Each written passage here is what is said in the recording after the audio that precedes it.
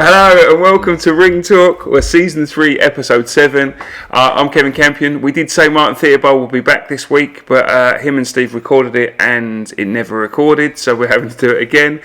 Steve's now away on holiday, so I'm joined by Josh Goodwin, and obviously one of the main events of the weekend, William Webber, who contests for the Southern Area title this weekend at York Hall.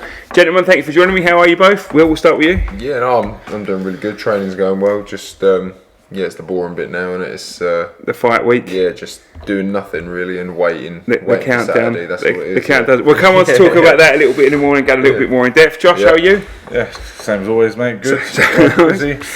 So we'll start off from before we talk about. Before we go on to the show, I think we'll review next week's just because that's fresh in our minds and get that done. So obviously we'll review our card first, then we'll go on to Golovkin and then we'll go from there. So our card at the weekend, so we had a 9-fight card at the end at York Hall. GB Fight Series 10. Sort of a prospect show really, Josh, wasn't it? Just getting people out. Quite a few fours, few 6s, 1/8s. I think one of the standouts was probably Onda Ozgul against Robbie. Yeah, great fight. Robbie came to give it a go. Onda hasn't fought, I think, for 4 or 5 years. Yeah. I haven't seen many people dominate Robbie as easy as Onda did, and I must say I was really impressed. So, again, for those that don't know, obviously look at that show. We had no main event as such. Nah. But the idea for that is we're just trying to keep people busy. We just keep people out. And was it a 9-fight card? 9-fight card, yeah. 9-fight card. It was a pleasant evening box. There wasn't obviously any title fights, but it just old school York will go down, watch some decent 4 and 6 rounds, people giving it a good go. So. And there's a lot of people that's on the edge of titles as well. So, if we just go through it, obviously Emmanuel Zion, another great performance. Yeah, he's definitely one of the bright prospects out of the Goodwin boxing stable. He had to obviously go up quite a bit and wait to stay on the show. Yeah. And that was because he moved from the week before, wasn't he? Due to be on the show that was cancelled because of Her Majesty. And late notice add-on, we had to go up a couple of weight divisions to keep him on. But good performance again, dominated George Rogers. Won every round, done the job. I think, obviously, back at his normal weight, I think you'll see him getting a few more knockouts. But yeah, he's definitely one to keep an eye out, be fighting for titles in the next 12 to 18 months. Onda Ozgul Chapman, you've already spoke about. Great fight. We contested it. Onda looked really good coming back in. Tyler Marriott, another win under his belt. Obviously Ross Smith, just good run-out performance. Michael Mooney, it was against, so just a comfortable points win. Tyler's improving, I think, with every fight, as we see. And how does that affect it, Will? From, I don't know if you remember back from your first couple of fights, 3 fights, to obviously how it is now. How much difference does it make to you when... Because obviously the first one, you never really know what's going to happen. You don't really know what the setup is. You don't know how the changing rooms work and that sort of stuff. How much easier does it get the more fights you have? Yeah, I think it just the whole thing just becomes more relaxed. You've done it more. You don't get as nervous. Like say, you know where everything is. You know the changing rooms. You go into sort of like automatic pilot. You just do it without even thinking. Whereas on the first one, a couple of times, you're like, where's this, where's that? Sure. What am I doing now? You're trying to sort of take it all in at the same time. And I say it just becomes a bit more flow. We often say that as well. We often say you very rarely see debutants perform to their ability in their first one because of those nerves. It's just the unknown. It's just sometimes for the amateurs first time about a head card or smaller gloves. It's a lot to take in. And I think. Would you say 90% of debutants don't live up to their potential? Don't to the potential. Because they say get nervous stuff. Michael Murphy, Jordan Graham. So Michael Murphy debut, unfortunately came up short against Jordan Graham. Close fight. Yeah, there's no shame in that. Jordan, for a lot of people do not know. I think he won back 25 amateurs. Is that many? 25 hours an amateur. Didn't lose a single amateur. Decided to go on the road, started losing, and he turned it on against Mike. There's no shame. Jordan fight like that beats a lot of prospects. A lot. I thought it was close. I thought Mike had won the first 2. The third I thought was probably Jordan's, and the fourth was definitely Jordan's. But Michael will be out again in terms of that. It's not the end of the road. That Mike Saki, first time out in 3 years, put on a good performance against Lee Hallett, who's a difficult prospect. Lee Hallett, I sent you off camera. I think Lee Hallett's one of the most improved gentlemen in this country. Yeah, he really is. He goes in with all the good boys, doesn't he? He very rarely gets stopped, very rarely gets knocked down. But when we saw him earlier on in his career, he was still tough, but I would say, oh God, he's got a lot of talent. But I look at him now thinking, bloody hell, if he took some actual proper camps, he could do something. He's definitely got the talent. What's it like with these journeymen, Will? So obviously, when you fight a seasoned journeyman, people don't realise, they look at the records and they have this perception about a journeyman and think that because their record they've lost so many, not so good, but they're so good at what they do, aren't they? So hard to break down. I think being a boxer and being a journeyman, it's a different sort of art. Like it does take skill to be a journeyman, and people don't understand that. Like I think one of the things people don't understand is they look at how many times they've lost, how many times they've been stopped, or whatever, and they don't understand why you can't seem to put stuff together. And it's because they move and block and cover up so well, you struggle to land shots on them, like good to get them cleanly, isn't it? They're so good at just doing little bits and closing distance when they need to, go for a walk when they need to. No, so that's it, it can be difficult. So Mike Secker back out, Ross McGuigan, Aussie Jervier out-rounder at the end. Won nearly all the rounds. Didn't probably might have lost one, but yeah. Ross, we know, is chomping at the bit for a southern area or something. He will literally fight anyone. I've never met someone so early on in their career wanting to fight everyone. He will literally. And he seriously needs it. Bit of a maniac, bless him, but he's great. He's got some talent. Definitely. He's definitely punch, got something to fight. Andre Santa, obviously he came back with another win. Yep. Obviously before, didn't he, fought Frimpong at low notice. Probably a weight above where he should be. Yeah, weight above where he should do. Putting a good performance. But again, it's obviously back now, winning ways. I thought he did really well, to be fair. I thought he performed really, really good.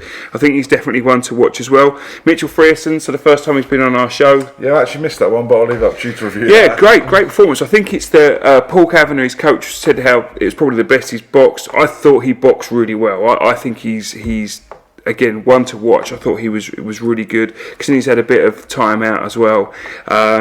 So I thought it was a great performance, and I definitely think he's going to go on and challenge for titles. And then wrapped up with Joki Amachi, come out again, second pro fight. Again, does what Joki does, very, very professional. So he'll keep building. So that was the terms of our show. Again, we'll just quickly brief now on Triple G Canelo. I didn't see all that much of it, I must admit, but did the result surprise us? No, it's exactly what I thought it would be personally.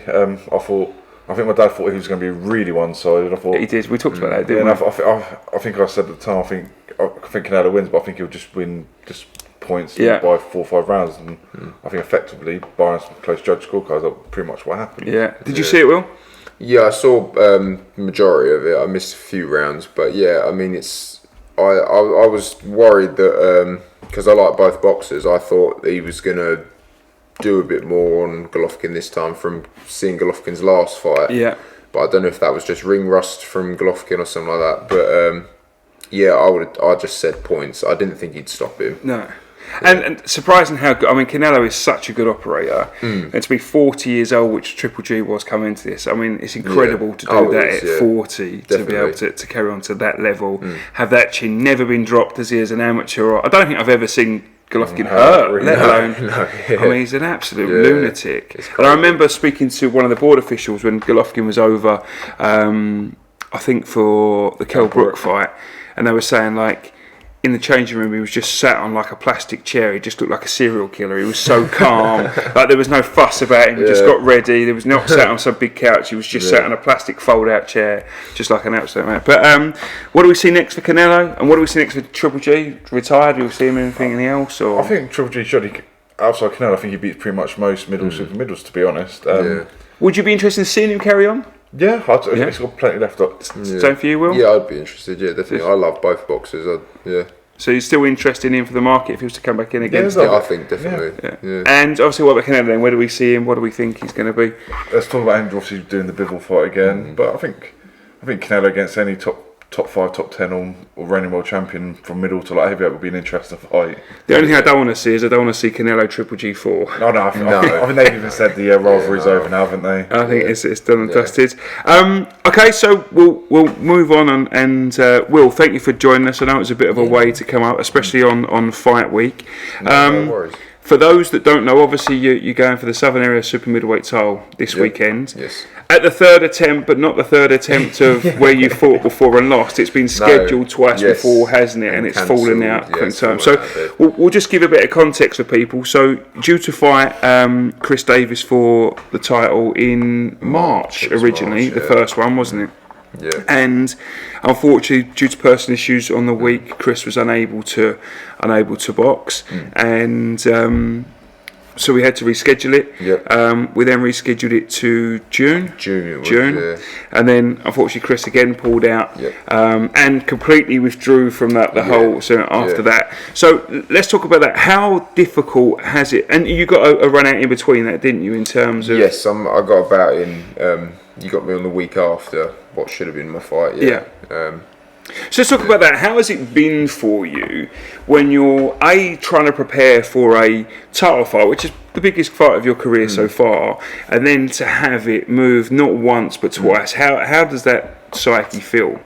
It's very difficult. So I know the first one, you're getting yourself geared up for it, and then like a week before, suddenly you get. I mean, I was literally driving on the way to the gym, and my dad was in the car. Got the phone call. And it was it's cancelled, and it was like, just I don't know, you sort of your whole persona just drops because it's like all the hard work you've been, it's just wasted. What emotions? Are you, I mean, you're angry? Are you what's the? It's you're not. I don't want to say angry because obviously it's personal reasons. It can't be helped. Sure. What happened, but it is just really annoying, I think, because like I say, you put in the hard work. It's not just the work; it's the money. It's like the travelling, petrol costs, and protein drinks, and food, and everything. All the money, everything, and then it's just like nothing. You get nothing for it. It's difficult. And then what happens then? So I know we got it rescheduled relatively quickly straight after the first one. Did you have a period of time where did you have a down for a couple of weeks? Did you sort of come off the gas for a little bit to then go back up again? I think I got the call on the Tuesday, and then we said, right, we'll have a few days, probably like the rest of the week off, like a bit of downtime, and then we started up again, going towards, because it wasn't that, like you say, it wasn't that long in between to the next one. So we started up again, and then went for it again, trained even harder. Was even more focused, and then second time it was cancelled again. That was absolutely gutting. I remember going home and saying to my mum, being like, "You'll never guess what." She was like, "What?" I was like, "It's been cancelled again." She was like, "No." Yeah, I can imagine it. And again, did you go through the same emotions again? Sort of. It's just because the second time must have been even worse than the first, I would imagine. Because it was. You just like I said, there's nothing you can do about it, but. You've just got to try and deal with it and keep focused, and because it's not even like you say it's just been cancelled altogether. You're not fighting. It's a case of you've still got to fight the week later, but it's just not for the title and not. So you still got to remain focused. So was it easier the second time because you had that fight the week after than it was the first time, or was it both equally as? I think it was. I think at least on the second one, at least I got a fight out of it. It wasn't the title fight that I wanted, but I still got to fight, and sort of it would mark the end of that like training camp, and then you can have a rest and then move on, start again, start fresh. Yeah. And for us, Josh, as well, obviously, as much as it caused problems for Will, obviously we have a different set of problems on the other side when the fight falls out, because obviously we want the title fight. So I don't think people understand what it is for us and what the stress it causes for us, and the difficulties then what we have to do when we're trying to reschedule it. Can you mention a bit about that, about what we do what we have to do in the office and how it affects us really? It's obviously one is you lose a fight for the show, which is a disaster. I think, especially small, every fight can help make a difference financially. And secondly, making the phone calls to the boxers, telling the fights off. You do more than I do, but it's never fun. Yes, boxers sometimes they take their anger out on you, but they're not doing it on purpose. Sure. But because you're the one delivering news, the anger comes towards you. Not that they're having a go at you. Sure. But you have to deal with their emotions. So it's not a pleasant side of boxing. Definitely not. And it's the hardest, but because with title fights as well, we're boxing fans, right? So we get as excited about title fights as boxers do and as the fans do, and there's a huge disappointment for us. Like I say, obviously the disappointment for the boxer, you feel disappointment for the show because obviously as a financial, and as you say, it's as a fan we feel disappointed now. But we got past those two. You got your run out in June. Yes. We found another opponent in Max Lovell. We are local to here, so we know Max. He's been on our shows before, managed by Louis Lamara, trained by Don Charles. So they're a decent camp. They were up for the fight, and they took the fight. Do you know much about Max? Or have you done much into looking into Max? What do you do? Do you look deeply into opponents, or do you leave it to your coaches? My coach, my dad, and that he looks it all up, and then we work on stuff in the gym. Obviously, like I'm presuming you all boxers do. Yeah, but I keep pretty cool about it. I feel like I'm not laid back, but I don't let things bother me. So I go in there and it's just a job. You go in there to do the job. But yeah, my dad's all over it. He looks stuff up, and then go in the gym and he's right this and this, and and we work about stuff, and So look, in terms of, what do you think? Do you think this is a more harder fight than the Chris Davis fight? Yes. In ability wise, but less experience, exactly. isn't it? I think Max probably got a bit more natural ability than Chris. Chris obviously has had a lot more fights than Max. Yeah. Not to say they're much difference, but I think in terms of, I think Max is definitely probably a bit more naturally talented than Chris. Yeah. So I think it's not worked out perfectly for Will, but I think it's still definitely a winnable fight. There's no easy fights at that level anyway, Will, as once you get to title levels, there is no easy fights. The Chris Davis fight would be, this certainly won't be an easy fight. And in terms, I don't expect you to give any any game plans away or anything else like that. So we'll talk about, obviously, your coach is your dad. That's a different dynamic to some. We've seen it being very successful. It's been very successful for you throughout your career. And we've seen, obviously, the most famous one is Enzo and Joe Kawasaki.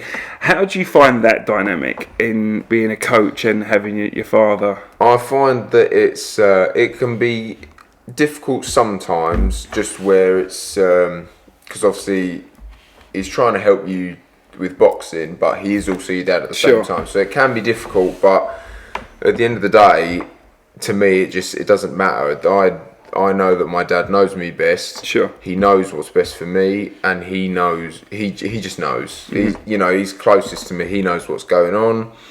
I wouldn't have anyone else in that corner apart from him, and I know that for a fact. I wouldn't change it at all. There is that as well. Look, all coaches, I think, have fighters in their with their best interest, but so with your dad, obviously, it really is. It's so. Do you find it bleeds into other part of your life? Do you find that if you've got the ump with him in the gym, or he's got the ump with you, it bleeds over? Yeah, sometimes it does. But like I say, it's that trying to keep it separate, But I mean, this camp's been great. It's and your really poor mum has to deal with both of you if you get there. Yes, my mum's stuck between us sometimes. Does she just stay on the fence? Your mum doesn't get too involved. She stays on the fence. It's just you guys sort it out. And in terms of camps, so weeks wise, obviously you've had a few camps, and I always think, although you didn't have the fights, you don't lose camps in terms of that's always miles in the bank, so to speak. Yeah. How long have you had preparing for this one? Have you had a set period of weeks? So this one we've had about 8 weeks to prepare for this one. I mean, I'm always training anyway.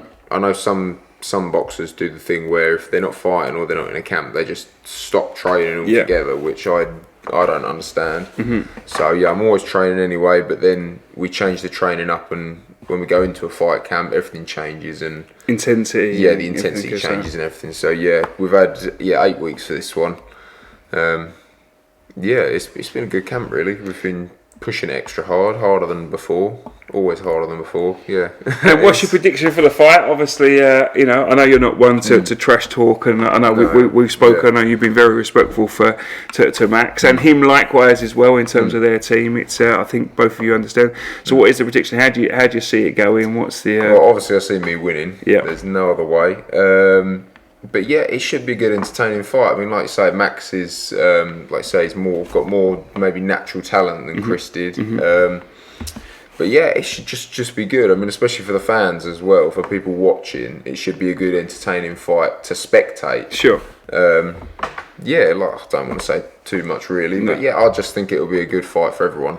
And in terms of mindset coming into it, does it make a difference to you because it's a title fight? Is there that little bit in your head when you're training, you've gone through this camp that's different to others? Does it feel different? Not really. I mean, my dad's always literally pushing to the literal limit, like on that fine line. He's pushing to the limit all the time, and having him there pushing you like that all the time, it's good because you can never it doesn't really matter, I'll take it a bit easier or whatever. Sure. He's there all the time, push, and it does help because you're never slacking, never. So in terms of mindset, it feels the same. It feels the same, really. I mean, it's for a title. I know it's for a title, but it's just another fight. It's a job at the end of the day. I go in there, do my best, do the job. Same four posts, same canvas, same ropes, and the things. Yeah. Obviously, in the camp with Lauren Parker, Josh. So obviously, Lauren's signed with us management, signed with your dad management. Got assigned to Unified Promotions and TV. She's got a fight coming up soon. I don't know what's out there in terms of. She's out soon, isn't it? In October. 8th, is it the 8th, I believe? Can't remember the date. I think it's the 8th. I think so. Yeah. Oh, it's the 7th. Might be 7th or 8th. It's around that. It's around that weekend. I can't remember if it's the Friday or the Saturday. Yeah, it's the Friday, is it? It's the 7th, and that's definitely Friday, the 7th. yeah. It's the 7th. It's the 7th of October. Yeah, 7th of October. So Lauren, obviously, but done great recently, and she's shown tremendous proof, especially the last 2 fights. I think she looks like a different boxer since. So, she had quite an impressive knockout the fight before last, I believe. Great right hand, wasn't it, against the Bulgarian? Her last fight, every round, every second, really. Hopefully, I think the opponent should be confirmed soon and be a nice title fight for her to be ranked in the top 15. And that's the thing, isn't it? Looking for a big title fight for her. What's Lauren like to have around in the camp? I know you two are fitness fanatics, the pair of you. So. Lauren's great. I mean, she comes to my dad and obviously training with my dad. Is there a crossover? Do you train separately, or are you both in the gym together? No, we train separately. So we're never in the gym sort of like at the same time. Yeah. She might be just sort of warming down as I'm warming up or something like that. But we're never actually in the gym at the same time. Just because although we're trained by my dad, the same person, we're different boxers. So he's adjusting things and doing different things for us because we're different. But I mean, she's been, like you say, fitness fanatic is like an understatement. And she's improved. You must have seen in the gym. You must have seen the improvement. Oh, definitely. I mean, she's improved massively. During like COVID, when there was no fights going on at all, my dad worked with her solid for like a couple of years or whatever it was. And the growth and the change in that space of time, it's like a turning point. She's just completely changed, like for the better, obviously. It's just brilliant. And now both of you going for titles at the same time, so you've got that added pressure as a thing. But again, you're both coming to that crescendo at the same time. So it must be buzzing there at the moment. It must be. It is, like there's a lot of excitement in that when we're training. It's just good. There is a lot of excitement and. We're ready for it. I feel like it's been a long time coming for both of us, really. We've wanted this to get this far, and now we're finally there. So it'll be good. And the pressure's on. So talking about, obviously, you've been through training camps, Will. You obviously said about that the money you get. Obviously, if you don't fight, you don't get paid as well. Obviously, I'm guessing there's sponsors there that help you out in terms of being able to try and... Did you want to talk about mention those, about how important they are to you as well? Yeah, I mean, the sponsors I have got, like, I'm very lucky, because I know some boxers don't have sponsors. It's a struggle, and I know it's a struggle. But like I say, you've got W&E Builders, they help me out a lot. Chanel's Cakery. Sponsor, yes, but it's more they give me like it's like a bakery gives me all the sweet treats and stuff when I'm not in training camp, which is good. That's kind of also the boxinggloves.co.uk, they sort me out with all boxing gear and stuff. It's brilliant. I mean, I've got a good team around me. It's hard, isn't it, in terms of at this level, getting through the southern area and stuff like that. Like financially, it's hard to be able to try and train and work and stack it all up or whatever, or get sponsors. It is. And I know we've talked about it before, ticket sales as well. People have talked about it to death, but I always like to, when we've got a boxer, to be able to talk and sort of reiterate how hard it is for you. You've never really had problems selling tickets. You've always had great support, haven't you? Yes, I've say I'm quite lucky about that. I know it must be a struggle, like say boxers obviously can't sell all the tickets, so they'll put money in themselves or sell tickets, but they fight and they earn nothing. Sure. I've always had sort of quite a not like a massive fan base, but I've always not had a problem selling tickets, which has been good for me. I'm lucky. Always quite noisy as well, so we look forward to the weekend. Also on the show, we'll just cook the thing. We've got a 10 fight card. It's stacked to the hilt, but we've got another title fight. We've got a super feather Commonwealth title final eliminator, Joshua Wuhab and Liam Dillon. Did you want to talk a little bit about that? Obviously, Joshua Wuhab, Nigerian coming over, big record, and obviously Liam we know from old. Obviously his fights, used to fight on our shows. How do you see that going? What's your opinions of that? I've only seen a few clips of Wuhab. I know Dillon really well. Seen nearly every one of his fights. Liam, you know what you're going to get with him: hands up, come forward, relentless pressure for the whole fight.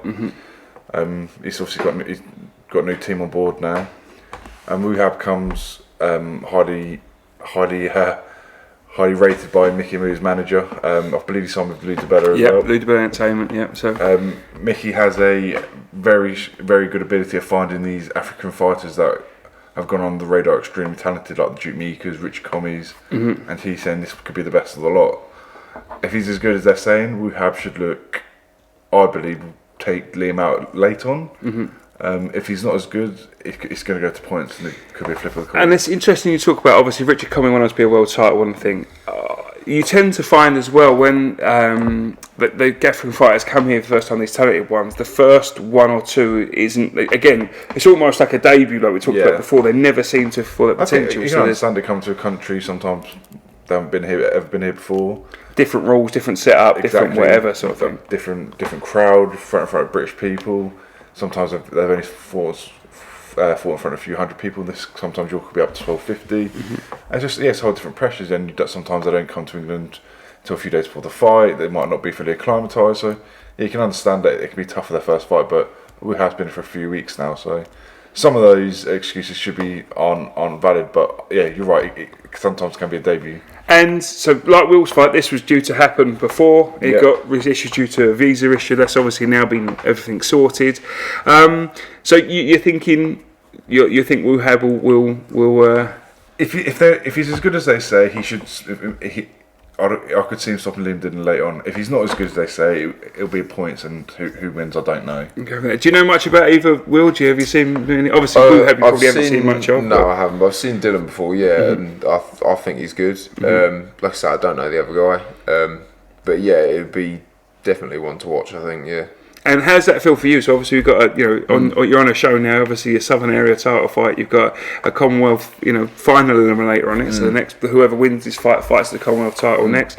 Does that help give it extra buzz for you being on the card? Yeah, I mean it's always good being on a big stacked card when it's good. It's really entertaining, and you know that it's going to be packed in there. There's going to be a lot of people watching, which obviously means you want to perform more. It really helps and works out. Do you have a prediction? I don't know the other boxer, so I don't want to call it. Okay. I don't want to call it. I'm not. All right, sitting on the fence. So obviously it's just not our card we got going on this weekend. There's a bit going on, and we'll touch on some of it. One thing I forgot to mention in our review earlier on, I've just seen me note, is obviously our show. We did the pro show. We had the amateur show in the morning as well. We run it with Guildford City Boxing Club. So it's two separate shows, so one's run under England Boxing, one's run under British Boxing Board of Control. The venue's cleared. I know we talked about it a little bit before. What did you think of that in terms of that? It's a great thing. I know we take up most of the venue because obviously we've got the venue and we allow the boxers. Great for the amateur boxers to fight at York Hall. Yeah, York Hall's probably one of the most famous venues in the country for boxing. I think if you ask most boxers where they're one of the venues they'd like to fight, they will usually say York Hall. So yeah, giving the amateurs the opportunity to fight there is a nice thing to do, and hopefully we'll see some of the lads that fought there on the weekend actually on our shows in the future. Yeah, I think so. I think there's definitely some talented boys there, and there was a couple of amateurs on the show making their debut at York Hall, and I know I was speaking to Ben Harmsworth at Guildford City Boxing Club, and he was saying that the amateurs absolutely buzzed to fight at York Hall and to have that instinct. But they did a really good job, so I just wanted to mention that it's something we're looking to do hopefully again next year, a couple of times a year maybe, just to try and bring it. But they did a really good show. That was a really good show. They had some really good bouts. So we had 2 title fights on that amateur show, 2 Southern Area title belts on there, so it was really, really good. But okay, so looking forward to this weekend. We'll start with we'll go with the matchroom card first. We got Maxie Hughes versus Kid Gallagher, IBO lightweight title. What do we think, boys? How are we seeing that going? We'll start with you, Will. Go on. I'm not really sure, to be honest. I mean, yeah, it'll be a good entertaining fight, but Sitting on the fence again. Yeah, a lot of these. It sounds bad. It does sound bad, but yeah, I do just like to sit on the fence because normally as well, if I call a prediction, my dad would say this. If I call a prediction, it always goes the other way. so I don't like to say anything now. Do the predictions and everyone goes the other way. Yeah, I don't like to call it now. So all right. So Josh, what do you think? Obviously, Maxie's had his recent run of form. Kid Gallagher, because I think Kid Gallagher, if he's got anything left, he's obviously got. Was it Martinez that knocked him out, wasn't it? But if he's got any of that ability left, I think he should win on points. You think Kid Gallagher would be too much for Maxie? So he's very talented, Kid Gallagher. Yeah. He's got a lot of skill in there, and I think that should see him through to win that. Okay, so you're going Gallagher, and obviously on that card there's a further thing, but obviously we'll talk about the Terry Harper Hannah ranking fight, IBO and WBA Women's World Titles. What do we think of that? We'll sit on the fence again. Yeah, what do you think? No, I'm going to go Terry Harper on this one, which now means the other girl will win.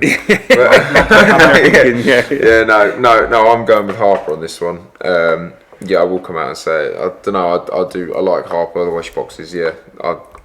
Well, actually, so obviously Harper's been. Obviously, I know Hannah's had success beforehand. Hannah's been in with everybody, haven't they? In terms of she's been in with Clarissa, isn't she? She's been in with pretty much everyone. Hannah's a very seasoned veteran. That's the good and the bad side of women's boxing.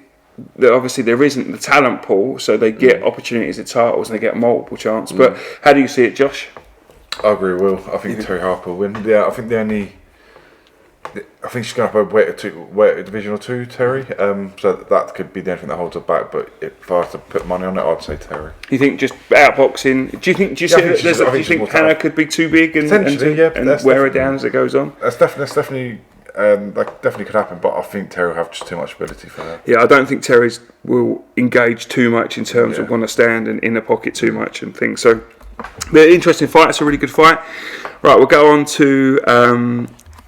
The Frank Warren show at Manchester. We'll start with as we talk about win boxing, we're starting to the Amanda Serrano and Sarah Malfoul, if it's fouled forward. I don't quite know how to pronounce it. Obviously, Amanda is the. I don't know too much about Sarah. First name only. We have a first name term. Yeah, I know her really well. But I think Serrano, from what Serrano should be too good for her again. I think she's the favourite in the fight, isn't she? Do you know much about Will in terms of the same as? I know that she's the favourite, but not deeply into it. It's a good fight again on a good card as well. Obviously, you've also got the British Commonwealth welterweight title on there. Echo Esserman versus Samuel Antwi. That's a great fight. Yeah, I really rate Echo. We saw him on our show when he beat Curtis Felix. And for those who don't know, Curtis Felix is a really good fighter. The way Echo dismantled Curtis was really impressive.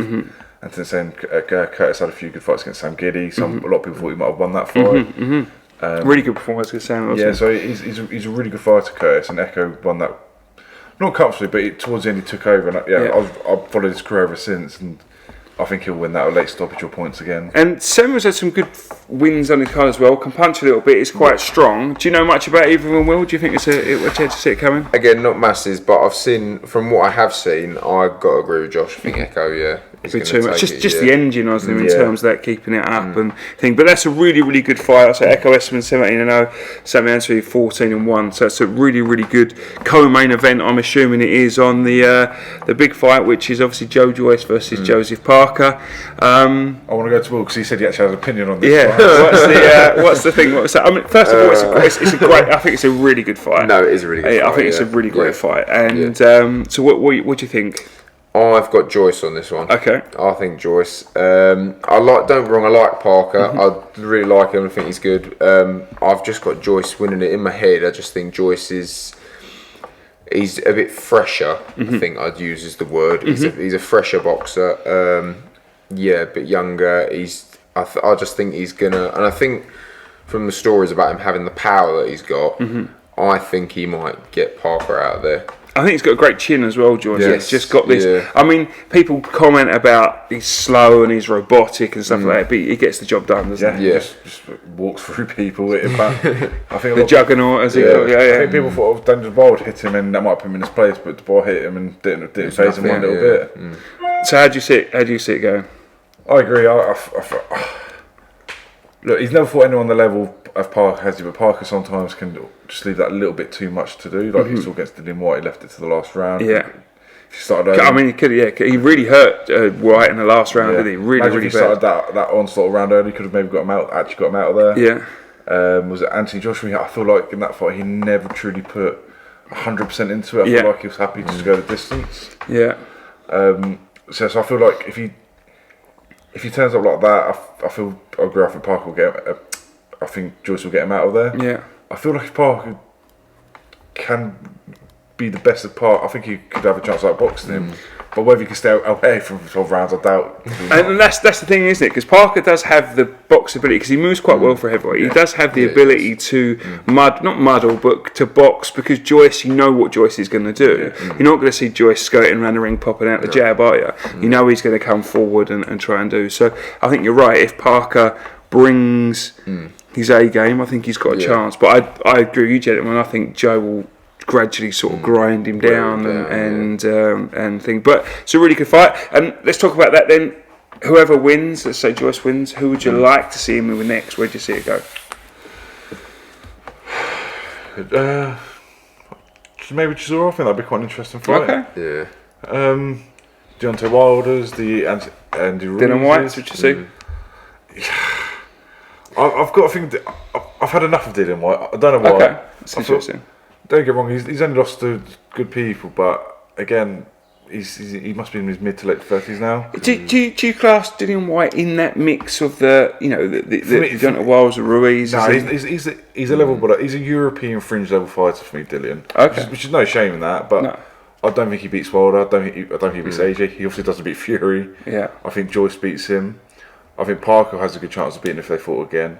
So no, I think he's just below, which there's no shame in that. He's a great fighter. He's a very good fighter. What about you, Will? I literally completely agree with everything Josh just said. Yeah, like I say, it's like that European sort of level. Yeah, I mean, like I said, don't get me wrong, it's not taking anything away from him. No, he's brilliant and he's very good. But yeah, like I say, doesn't beat Wilder, doesn't beat, like I said, definitely doesn't beat Fury. Yeah, he's not quite at that level. Yeah.